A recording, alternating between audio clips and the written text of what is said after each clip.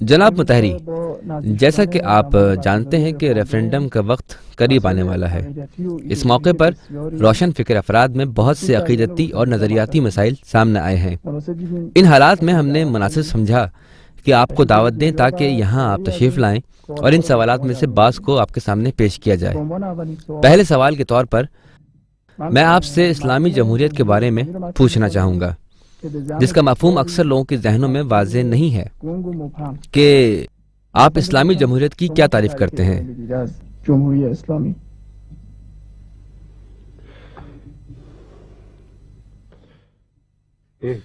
تعریف کی کوئی زیادہ ضرورت نہیں ہے۔ اسلامی جمہوریہ دو لفظوں کا مرکب ہے، ایک اسلامی اور دوسرا جمہوریہ۔ جمہوریہ کا لفظ مجوزہ حکومت کی شکل کو بیان کرتا ہے، جیسا کہ آپ جانتے ہیں کہ گزشتہ اور موجودہ دور میں بھی دنیا کی حکومتیں مختلف اشکال کی ہیں، جیسے انفرادی اور موروثی حکومت کہ جس کا نام سلطنت اور بادشاہت ہے، ماہرین کی حکومت، حکماء، فلاسفر، اہل علم حضرات کی حکومت کہ جیسے زمانہ قدیم میں ارسٹوکریسی کہا جاتا تھا۔ علاوہ ازیں اثر و نفوذ رکھنے والے افراد کی حکومت، سرمایہ داروں اور بڑے ٹیکسز ادا کرنے والوں کی حکومت ہے۔ ان میں سے ایک عوام الناس کی حکومت ہے، یعنی ایسی حکومت جس میں حاکم کو انتخاب کرنے کا حق تمام عوام کے پاس ہے۔ اس سے صرف نظر کرتے ہوئے کہ وہ مذکر ہیں یا مؤنث، کالے ہیں یا گورے، یا کسی بھی مکتب فکر سے تعلق رکھتے ہیں، یا کسی بھی عقیدے کے مالک ہوں، صرف اس شرط میں، یہ شرط ہے کہ سن کے اعتبار سے بالغ ہو جائیں اور عقلی رشد رکھتے ہوں۔ اس کے علاوہ ایک اور حکومت وقتی حکومت ہے، یعنی ہر دفعہ چند سال بعد تجدید نظر کی جائے، لوگ تجدید نظر کا حق رکھتے ہوں کہ اگر وہ اس حکومت یا اس حکمران کو دوبارہ چاہتے ہیں، تیسری یا چوتھی بار چاہتے ہیں، اور آئین انہیں اس بات کی اجازت دیتا ہے تو وہ انتخاب کر سکیں، لیکن اگر اسے نہیں چاہتے تو جس کو وہ بہتر سمجھتے ہیں اسی دوسرے شخص کا انتخاب کر سکیں۔ اب لفظ اسلامی اس حکومت کے حقیقت کو بیان کرتا ہے، یعنی یہ تجویز کیا جاتا ہے کہ یہ حکومت اسلامی اصولوں اور اسلامی قوانین کے مطابق چلائی جائے، اسلامی اصولوں کے دائرے کے اندر آگے بڑھے، کیونکہ ہم جانتے ہیں کہ اسلام ایک دین کے لحاظ سے ایک مکتب بھی ہے، ایک نظریہ بھی ہے، اور انسانی زندگی اور اس کی تمام جہات کے لیے ایک عملی طریقہ ہے۔ اس بنا پر اسلامی جمہوریہ حکومت ایک ایسی حکومت ہے جس کی تشکیل میں عوام الناس کے ذریعے ایک محدود و مدت تک کے لیے حکمران کا انتخاب کیا جاتا ہے، جو کہ موروثی نہیں ہے۔ اس کی بنیاد اسلامی ہے، یعنی اس کے اصول و معیارات اسلامی ہیں۔ آپ نے اپنی گفتگو میں وضاحت کرتے ہوئے اس بات کی طرف اشارہ کیا کہ جمہوری حکومت سے مراد تمام لوگوں کی حاکمیت کو برقرار کرنا ہے۔ میرے خیال سے قومی سطح پر یہ حق کی حاکمیت، حتیٰ مشروطیت کے انقلاب میں بھی ہم نے اس پر تاکید کی تھی اور اس قومی حق کو قبول کر لیا تھا۔ علاوہ ازیں تینوں قومی ادارے یعنی مجریہ، مقننہ اور عدلیہ عوام کے منتخب شدہ ہیں۔ اس صورت میں اسلامی جمہوریت کا تصور، اس کا بیان کردہ مفاہیم جیسے ولایت فقیہ اور پہلے سے بنائے گئے بعض قواعد و ضوابط کو لاگو کرنا اور نیز صنف علماء کا حکمران ہونا اس غلط فہمی کو ایجاد کرتا ہے کہ اسلامی جمہوریت اور صرف جمہوریت کے مفاہیم ایک دوسرے سے ٹکراتے ہیں۔ کیا آپ کے نزدیک اس ٹکراؤ کا کوئی حل ہے؟ این تعارض به نحوی حل شدنی است؟ نه به هیچ وجه. نہیں، ہرگز ایسا نہیں ہے، کوئی ٹکراؤ نہیں ہے کہ ہم کہیں ان میں کوئی ٹکراؤ پایا جاتا ہے اور اس کا کوئی حل نہیں ہے۔ جمہوریہ کا تعلق حکومت کی ظاہری شکل سے متعلق ہے، ایک طرح کی ڈیموکریسی ہے، یعنی عوام حق کی حاکمیت رکھتے ہیں۔ حق کی حاکمیت کا معنی یہ ہے کہ عوام کو یہ حق حاصل ہے کہ وہ اپنے مستقبل کا فیصلہ خود کریں۔ اس کا لازمہ یہ نہیں ہے کہ لوگ خود کو کسی مکتب فکر کو قبول کرنے سے دور رکھیں، کسی نظریہ یا کسی مسلک پر پابند ہونے سے خود کو معاف سمجھیں۔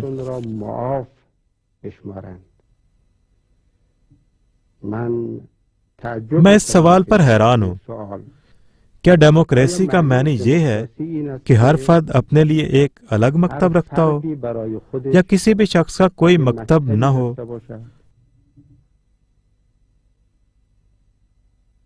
کسی مکتب فکر کی طرف رجحان نہ رکھتا ہو، کسی مسلک پر پابند نہ ہو، کسی نظریہ پر عمل کرنا اپنے لیے ضروری نہ سمجھتا ہو، کسی مکتب فکر کے اصول کو قبول نہ کرے؟ ایسا نہیں ہے۔ جب ہم کہتے ہیں اسلامی، تو اس کا مطلب ہرگز یہ نہیں ہے کہ ہم علماء طبقے کو حکمران طبقہ کے طور پر قبول کر لیں۔ آپ کے سوال میں اسلامی حکومت اور علماء کی حکومت کے مفاہیم کے بارے میں غلط فہمی پائی جاتی ہے۔ اسلامی جمہوریت کے عنوان سے اکثر لوگوں کے ذہن میں جو بات آتی ہے وہ یہی ہے کہ اسلامی جمہوریت سے مراد یعنی علماء کی حکومت۔ اگر ایسی کوئی غلط فہمی سامنے آئی ہے تو اسے دور ہونا چاہیے۔ پہلی بات تو یہ ہے کہ عملی طور پر آج کل وہ خود دیکھ رہے ہیں کہ اس عبوری اسلامی حکومت میں مختلف عہدوں اور مناصب پر علماء کو نہیں لگایا گیا، اس لیے کہ یہ حکومت عبوری ہے۔ میں عرض کرتا ہوں کہ اگر انہیں لگایا بھی جاتا تو دوسرے افراد کی طرح صلاحیت کی بنیاد پر ہوتا۔ بزرگ علماء بھی کئی ایک دلائل کی وجہ سے، جن کی وضاحت اس وقت ضروری نہیں ہے، نہیں چاہتے کہ علماء حکومتی عہدوں پر فائز ہوں، جس کی بنیاد پر اسے علماء کی حکومت کہا جائے، جیسا کہ اس عبوری حکومت میں ایسا ہی ہے۔ میرا خیال ہے کہ آئندہ کی حکومت میں بھی یوں ہی رہے گا۔ بہرحال اسلامی حکومت کا عملی طور پر اسلامی ہونا کسی ایک طبقے سے متعلق ہونا نہیں ہے، بلکہ اس کا ایک نظریہ سے تعلق رکھنا ہے، ایسا نظریہ جس کے بارے میں عوام کی واضح اکثریت نے ماضی میں یہ اظہار کیا ہے کہ وہ اس پر اعتقاد رکھتے ہیں، اس کی طرف رجحان رکھتے ہیں، اسے چاہتے ہیں کہ اسی کے مطابق آگے بڑھیں، کسی دوسرے نظریے کے مطابق نہیں چلنا چاہتے۔ اس بنا پر اگر ہم یہ خیال کریں کہ اسلامی جمہوریہ عوام کے حق کے حاکمیت کو ختم کرتا ہے، یہ کسی بھی صورت صحیح نہیں ہے۔ عوام کا حق کی حاکمیت، اس کے معنی یہ ہیں کہ عوام قانون بنانے کا حق رکھتے ہیں، جیسا کہ مشروطیت کے دور میں مجلس شورائے ملی کا آئین بھی دین اسلام کی بنیاد پر تھا۔ آئین اور اس کے ضمیمے میں بہت وضاحت کے ساتھ لکھا گیا ہے کہ ایسا قانون جو اسلامی قوانین کے خلاف ہو وہ قانون کی حیثیت نہ رکھتا ہوگا، اور مجلس بھی ایسا قانون بنانے کی مجاز نہ ہوگی۔ علاوہ ازیں آئین کے ضمیمے کی اصل نمبر 2 میں ہے کہ صف اول کے افراد، صف اول کے 5 رکن ان قوانین پر ناظر کی حیثیت رکھتے ہیں، تاکہ کوئی قانون اسلامی قوانین و ضوابط کے خلاف نہ ہو۔ یہ بات آئین میں اور اس کے ضمیمے میں ذکر کی گئی ہے۔ اس چیز کو مشروطیت کا انقلاب برپا کرنے والوں نے کبھی بھی ڈیموکریسی، روح مشروطیت اور قانون بنانے کے خلاف نہیں سمجھتے تھے، کیونکہ وہ قوانین کو اسلامی کلی اصولوں کے مطابق بنایا کرتے تھے۔ ڈیموکریسی کے سلسلے میں سب سے زیادہ اہم بات یہ ہے کہ نفاذ اور اجرا کے مرحلہ میں لوگوں کو قانون کا اجرا خود کرنا ہے۔ اب یہ کہ وہ قانون انہوں نے خود بنایا ہو یا مثلاً کسی فلاسفر نے بنایا ہو، اس امت نے اس فلاسفر کے مکتب فکر کو قبول کر لیا ہو اور اس کو عملی بنانے والے لوگ خود ہوں، یا وہ اصول وحی الہی کے ذریعے مقرر کیے گئے ہوں۔ اس بنا پر اسلامی جمہوریہ یا اس جمہوری کا اسلامی ہونا کبھی بھی قومی حکومتوں نے اور دورہ مشروطیت کے حوالے سے جس کی طرف آپ نے اشارہ کیا، یا مجموعی طور پر ڈیموکریسی کے ساتھ مخالف نہیں ہے۔ اس طرح ڈیموکریسی کے اصولوں کا مطلب یہ نہیں ہے کہ کسی معاشرے پر ایک مکتب فکر حکومت نہ کرے۔ اگر کوئی معاشرہ یا کوئی جماعت، معمولاً جماعتیں خود کو خاص مکتب فکر کے ساتھ وابستہ جانتی ہیں اور اس پر فخر بھی کرتی ہیں، اور اس کو ہرگز بھی ڈیموکریسی کے اصولوں کے خلاف شمار نہیں کیا جاتا۔ یا اگر ہم چاہتے ہیں کہ ہمارے ملک میں ڈیموکریسی ہو تو پھر ایسا سوچنا کہ میں کیوں پہلے سے کسی مکتب فکر کے ساتھ منسلک رہوں اور اس کے بارے میں معتقد رہوں، کیوں اس مکتب کے اصولوں پر کاربند رہوں، یا آپ کے بقول پہلے سے بنائے گئے اصولوں کو اپنا لوں۔ پہلے سے بنائے گئے اصول، خواہ وہ کسی فلاسفر یا کئی ایک فلاسفر یا اس جمہوری اسلامی میں وحی کے ذریعے بنائے گئے ہوں، کبھی بھی کوئی ایسا نہیں سوچتا کہ یہ سب عوام کے حق کی حاکمیت کے خلاف ہے۔ ولایت فقیہ کا مسئلہ جس کا آپ نے ذکر کیا ہے وہ بھی اسی طرح کا ہے۔ مسئلہ ولایت فقیہ یہ نہیں ہے کہ ولی فقیہ حکومت کا سربراہ بن جائے اور چاہے کہ عملی طور پر حکومت کو اپنے اختیار میں لے لے اور قانون کو نافذ کرے۔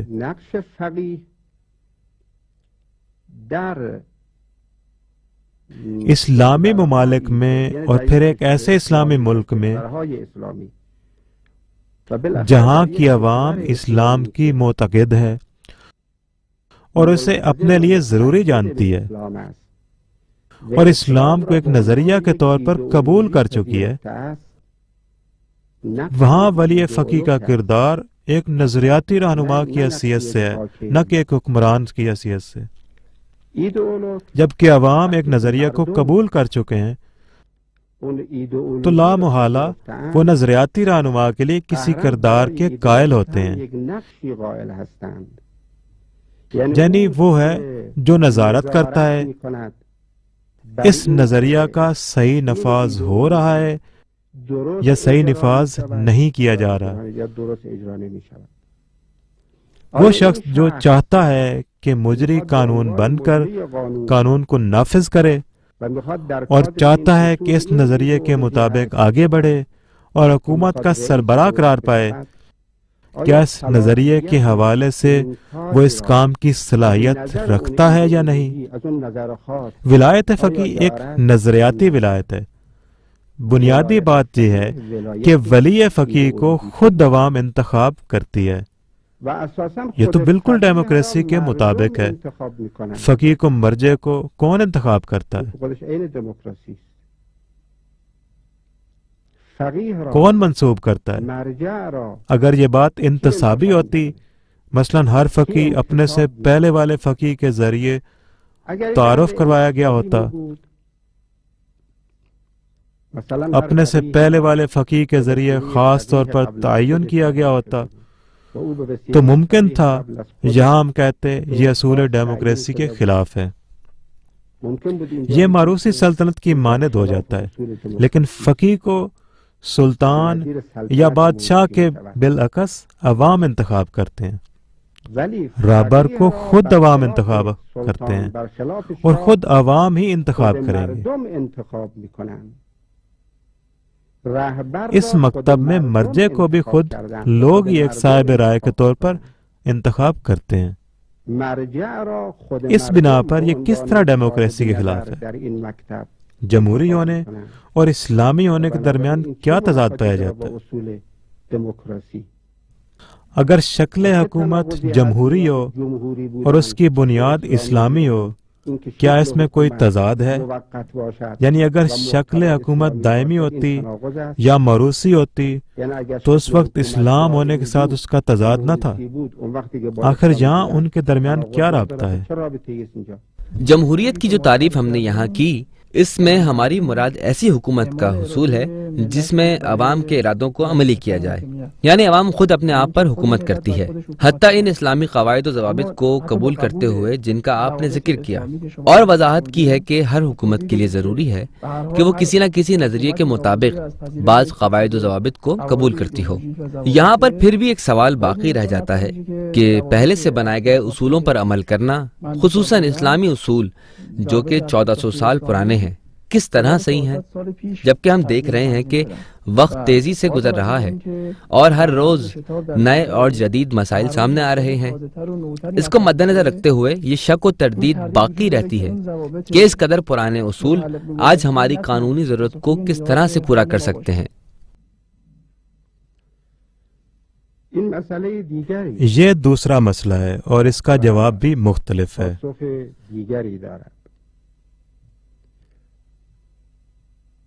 زمانے کے حالات و واقعات کا تبدیل ہونا اور اسلامی قواعد و ضوابط کا تبدیل نہ ہونا، یہ ایک ایسا مسئلہ ہے جس میں ہمیشہ شک و شبہ پیدا ہوتا رہا ہے کہ کس طرح ایک غیر متغیر کو متغیر پر منطبق کیا جا سکتا ہے۔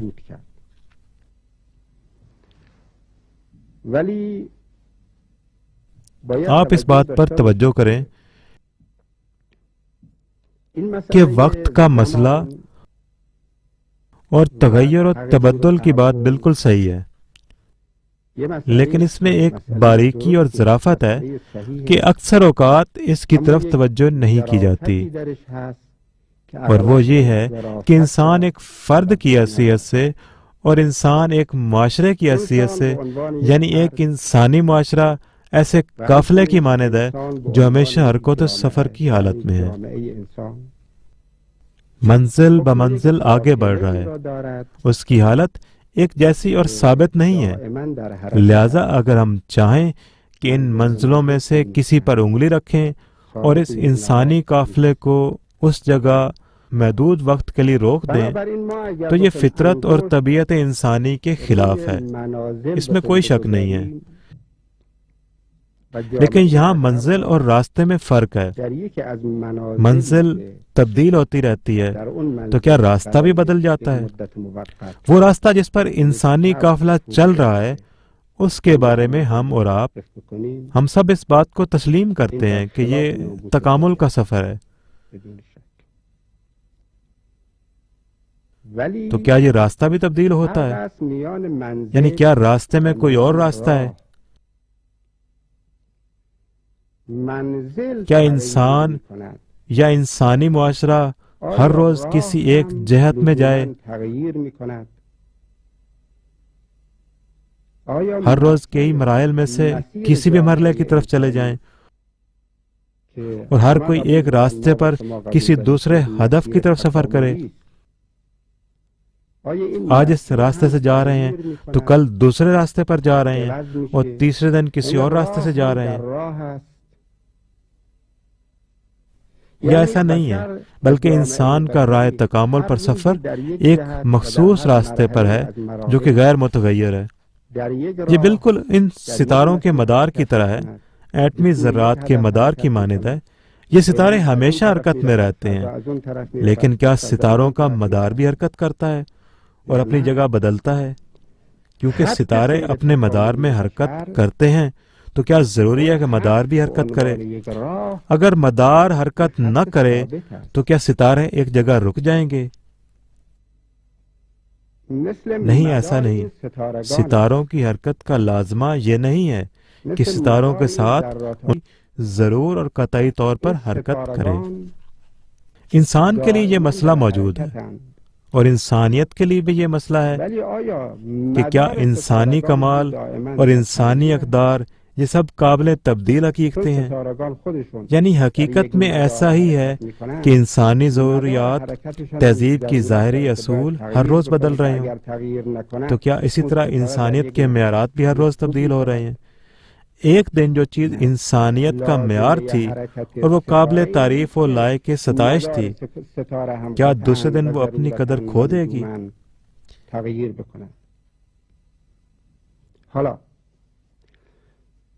اس کے مقابل کا نقطہ انسانیت کہلانے لگے گا اور وہ نقطہ انسانی اقدار سے خارج ہو جائے گا۔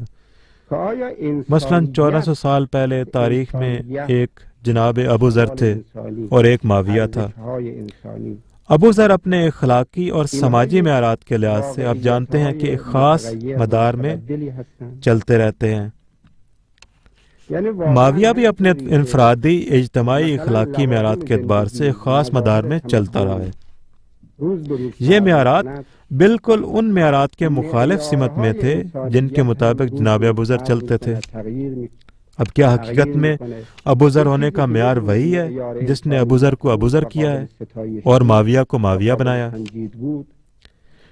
یہ وہ چیز ہے جس نے بالفرض لمبا کو لمبا کر دیا، جس کی دنیا میں تعریف میں موجود ہے۔ موسیٰ چمبے کو موسیٰ چمبے بنایا، جس کی دنیا میں مذمت کی جاتی ہے۔ کیا آپ یہ خیال کرتے ہیں کہ دنیا میں یہ جو معیارات یہ تبدیل ہو جائیں گے؟ یعنی آئندہ چمبا ہونا، معاویہ ہونا انسانیت کا معیار قرار پائے گا، ابو ذر ہونا اور لمبا ہونا ضد انسانیت ہو جائے گا، اور وہ آئندہ انسانیت نہیں رہے گا؟ یا نہیں، ایسا نہیں، بلکہ انسانیت تکامل کی طرف بڑھے گی۔ لیکن ایسا نہیں ہے کہ ابو ذر ہونا انسانیت کے مدار سے ہمیشہ کے لیے خارج ہو جائے گا۔ یہ ہے وہ بات کہ انسانی قواعد و ضوابط اس لحاظ سے کہ اس کا مدار ہمیشہ کے لیے ثابت ہے، خود نہیں، ان ضوابط کے بعض معیارات ہیں جو کہ راستے کے نشان کی حیثیت رکھتے ہیں، یعنی وہ ہمیشہ راستہ بتاتے ہیں۔ مثال کے طور پر ایک خشک بیابان میں جہاں کوئی پہاڑ یا درخت موجود نہیں، کوئی علامت موجود نہیں، ان نشانیوں کو وہاں لگا دیا جاتا ہے۔ دو اطراف میں کچھ ستون بنائے جاتے ہیں، جس کا معنی یہ ہے کہ اگر چاہتے ہو کہ اپنے مقصد تک پہنچنے کے لیے آگے بڑھو تو ضروری ہے کہ ان نشانیوں کے درمیان چلتے رہو۔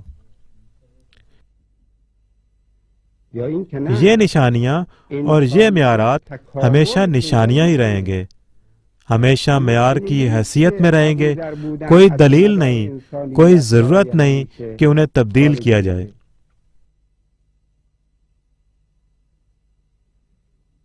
البتہ میں نے خود ایک کتاب میں جو اسلام میں عورت کے حقوق کے نام سے شائع کی گئی ہے، اس میں اسلام اور زندگی میں جدت کے نام سے ایک بحث تحریر کی ہے۔ وہاں میں نے یہ بات واضح کی ہے کہ اسلام مکانی اعتبار سے مختلف تقاضوں اور زمانی حوالے سے متغیر تقاضوں کے ساتھ کس طرح پیش آتا ہے۔ وہاں میں نے بیان کیا ہے کہ خود اسلام بھی اس بات کی طرف متوجہ ہے۔ بنیادی طور پر اسلام کا زمانے کے حوالے سے بات کرنا، زیر بحث لانا، لوگوں کے خیال کے برعکس کوئی نیا مسئلہ نہیں ہے کہ جسے حال ہی میں سامنے لایا گیا ہو۔ مثلاً ابو علی سینا نے 1000 سال پہلے اپنی کتاب الشفاء کے آخر میں اس مسئلے پر بحث کی ہے۔ اسلام میں مستقل حیثیت کے کلی ضوابط موجود ہیں، اور انسان کے لیے جو مسائل پیش آتے ہیں وہ جزوی، متغیر، مختلف اور لامحدود ہوتے ہیں۔ پس کس طرح اسلام ان لامحدود مسائل کا جواب دیتا ہے؟ وہاں انہوں نے اس بات کی وضاحت کی ہے کہ کس طرح ممکن ہے کہ ایک مکتب جس میں کلی اصول و ضوابط موجود ہوں، جن کی بنیاد انسان کی شناخت اور معاشرے کی شناخت ہو، وہ ان کا جواب دے سکتا ہے۔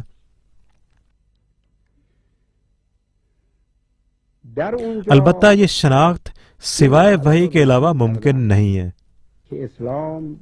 اسی دلیل کی وجہ سے ہمیں تسلیم کرنا ہوگا کہ یا تو انسان کوئی نظریہ نہیں رکھتا اور ہمیشہ کے لیے ناقص اندھے نظریات کے درمیان بھٹکتا رہے گا، یا اگر اس کے پاس کوئی نظریہ ہے تو وہ وحی سے ماخوذ ہونا چاہیے، نبوت سے لیا گیا ہو۔ بہرحال کس طرح ایسا ممکن ہو سکتا ہے؟ اس بارے میں ہم کہتے ہیں کہ جب وہ اصول کو اپنی تیز بین نگاہ کے ساتھ واضح اور روشن بنا کر پیش کرے، قرآن کی تعبیر میں صراط مستقیم کو دکھا دے۔ اس کے بعد اجتہاد کا سلسلہ ہے جو اپنا کردار ادا کرتا ہے۔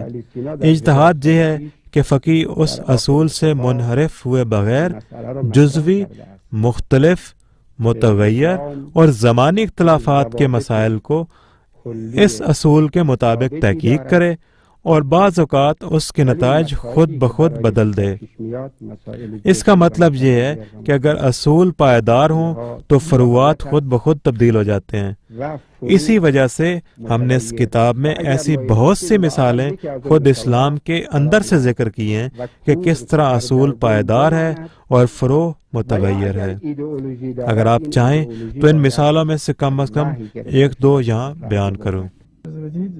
اگر اجازت دیں تو میں آپ سے ایک سوال اور کرنا چاہتا ہوں۔ جیسا کہ آپ نے فرمایا ضوابط کا تعین کرنا صرف وحی کے ذریعے ممکن ہے، جبکہ آج کل یہ بات بہت زور و شور سے پیش کی جا رہی ہے کہ انسانی تفکر کی تاریخ میں دو اہم نتائج، دو بڑے نظام جمہوریت اور سوشلزم کی صورت میں سامنے آ چکے ہیں۔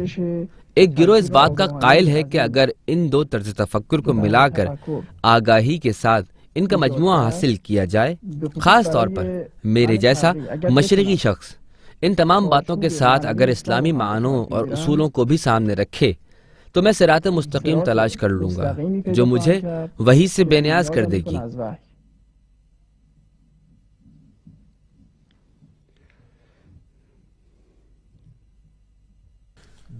ڈیموکریسی اور سوشلزم کے درمیان ایک طرح کی نامواری پائی جاتی ہے، یا کم از کم ایسی چیز نظر آتی ہے۔ یہ چیز آج بھی دنیا میں حل نہیں ہو سکی۔ ڈیموکریسی اصالت فرد، فردی حقوق اور فردی آزادی کی بنیاد پر ہے۔ سوشلزم اس کے بالعکس ہے۔ سوشلزم اصالت معاشرہ کی بنیاد پر ہے۔ اس میں معاشرے کے حقوق فردی حقوق پر فوقیت رکھتے ہیں۔ اس کا مطلب ہے کہ چاہتے ہوئے یا نہ چاہتے ہوئے سوشلزم آزادی اور ڈیموکریسی کو محدود کرتا ہے۔ چھوڑے اس بات کو کہ دنیا میں قابل اعتنا لوگوں کی تعداد جمہوریت کی بات کرتی ہے، دوسری طرف لوگوں کی ایک بڑی تعداد سوشلزم کی بات کرتی ہے۔ صاحب رائے لوگ اس بات کا اعتراف کرتے ہیں کہ ان کی اصطلاحاً آزاد اور لبرل دنیا اور ان کی ڈیموکریسی حقیقی نہیں ہے۔ ان کے اپنے بقول ان کی آزاد اور سرمایہ دارانہ دنیا اور ڈیموکریسی حقیقی نہیں ہے بلکہ جیلی ہے۔ ایسے لوگ سوشلزم کی بات نہیں کرتے۔ دوسری طرف کچھ لوگ سوشلزم کی حمایت کرتے ہیں۔ اب یہ کہ ان کا سوشلزم بھی حقیقی ہے یا نہیں، اس پر بھی بہت سے صاحب نظر افراد نے اعتراف کیا ہے کہ ان کا سوشلزم حقیقی نہیں ہے۔ اس کے باوجود وہ ڈیموکریسی کی بات نہیں کرتے، ان مسائل پر تفصیل سے بات بھی نہیں کرتے۔ یہ مشکل فلسفی اور علمی طریقہ سے حل ہونی چاہیے کہ حقیقت میں فلسفی اور علمی اعتبار سے ان دو میں سے کس کی طرف آگے بڑھنا چاہیے، ڈیموکریسی یا سوشلزم؟ کیا ایک ہی جگہ ایک وقت میں دونوں کو اکٹھا کیا جا سکتا ہے؟ جیسا کہ دنیا میں بعض مکتب فکر ایسے ہیں جو کہ ڈیموکریسی اور سوشلزم دونوں کی طرف مائل ہیں اور دونوں کو جمع کرنا چاہتے ہیں، لیکن ان دونوں کو جمع کرنا اس دقیق فلسفی مسئلہ کو سامنے رکھتے ہوئے کہ کیا اصالت معاشرہ فوقیت رکھتا ہے یا اصالت فرد فوقیت رکھتا ہے؟ حقیقت کیا ہے؟ پہلے یہ مسئلہ فلسفی طور پر حل کیا جانا چاہیے۔ جو چیز حقیقت رکھتی ہے کیا وہ فرد ہے اور معاشرہ ایک عرضی وجود رکھتا ہے بلکہ ایک اعتباری وجود رکھتا ہے؟ اگر معاملہ اس طرح ہے کہ فرد وجود خارجی رکھتا ہے اور معاشرہ اعتباری وجود رکھتا ہے تو ڈیموکریسی سوشلزم پر فوقیت رکھتی ہے۔ اگر ہم دوسرے نظریے کو قبول کر لیں کہ انسان کی جامعہ شناسی انسان کی نفسیات شناسی پر تقدم رکھتی ہے اور فرد کی کوئی اصالت و حقیقت نہیں ہے، فرد، اس کی خصوصیات، اس کی روح، ارادہ، احساس، فکر، ہر چیز زیر سایہ اور انعکاس ہے اس معاشرتی روح کے جو ہر فرد پر حاکم ہے۔ جو چیز حقیقت رکھتی ہے وہ معاشرہ ہے، فرد نہیں۔ جہاں فوقیت سوشلزم کے ساتھ ہے، یا یہ کہ کوئی تیسری شکل موجود ہے اور وہ یہ کہ فرد معاشرے میں اپنا وجود کھو نہیں دیتا۔ اس طرح فرد ایک اعتباری حیثیت رکھتا ہے۔ البتہ یہ جو ہم فرد کہتے ہیں اس سے مراد فرد کا جسم نہیں، شخص نہیں، کوئی ایسا نہیں کہتا، بلکہ اس کی فردی حیثیت اور شخصیت مراد ہے۔ یہاں نہ فرد اور نہ شخصیت فرد معاشرے میں گل جاتے ہیں کہ جس کے نتیجے میں وہ مجبور ہو جائیں۔ یہاں جبر و اختیار کا مسئلہ سامنے آتا ہے۔ جو لوگ معاشرے کی اصالت کے قائل ہیں وہ فرد کے لیے کسی قسم کے اختیار کو نہیں مانتے۔ معاشرہ بھی اعتباری وجود نہیں رکھتا، یعنی فرد اور معاشرے کا مجموعہ ایک ایسی ترکیب ہے جس میں فرد بھی اصالت اور شخصیت رکھتا ہے اور اسی حال میں معاشرہ بھی اصالت اور شخصیت رکھتا ہے۔ فرد کا تحقق، اس کی عینیت، اس کی شخصیت معاشرے کی شخصیت میں شامل ہے اور معاشرے کی شخصیت فرد کی شخصیت میں موجود ہے۔ جیسے ہمارے فلاسفر کثرت میں وحدت اور وحدت میں کثرت کے باب میں کہتے ہیں، اس پر بحث کرنے کا یہ موقع نہیں ہے۔ اس کے بعد معنویت والا مسئلہ ہے۔ سب سمجھ چکے ہیں کہ بالفرض اگر اس مسئلہ کو حل کر لیں اور ڈیموکریسی اور سوشلزم کو اکٹھا کرنے میں کامیاب ہو جائیں تب بھی معنویت کی ضرورت ہے۔ آپ دیکھ رہے ہیں کہ ہمارے ملک میں بھی آج کل روحانیت کی طرف رغبت پائی جاتی ہے۔ ان کے بقول وہ روحانیت میں صرف انسانی اور اخلاقی پہلو کی حد تک مائل ہیں۔ انسانیت کی حد تک۔ یہ لوگ اسلام اور مذہب سے صرف اسی حدود کے اندر استفادہ کرنا چاہتے ہیں، یعنی ایسی معنویت جو اخلاقی حدود کے اندر ہو، اخلاقی نصائح تک اور اصطلاحاً انسانی مسئلہ کی حد تک ہو، اس حال میں کہ اس کی آئیڈیالوجی کی بنیاد اس سے چھین چکے ہیں۔ اس قسم کی معنویت بالفرض کسی دوسرے مذہب کے ذریعے حاصل ہو سکتی ہو اور عملی ہو سکتی ہو، لیکن اسلام کے ذریعے عملی نہیں ہو سکتی۔ یہ اسلام کو ٹکڑے ٹکڑے کرنے کے مترادف ہے۔ اسلام کے اہم اعضاء کو کاٹ دینا ہے اور حقیقت میں اسلام کو ذبح کرنا ہے۔ اسلام کے بعض اعضاء سے استفادہ کرنا، علاوہ ازیں جس اسلام کے وجود میں زندگی باقی نہ رہی ہو اور وہ حیات کے تمام پہلوؤں پر حاوی نہ ہو، ایسا اسلام پھر اسلام نہیں ہے۔ لہذا آج کی دنیا کو 3 چیزوں کی ضرورت ہے۔ ایک وہی فردی آزادی جس سے آپ ڈیموکریسی سے تعبیر کرتے ہیں۔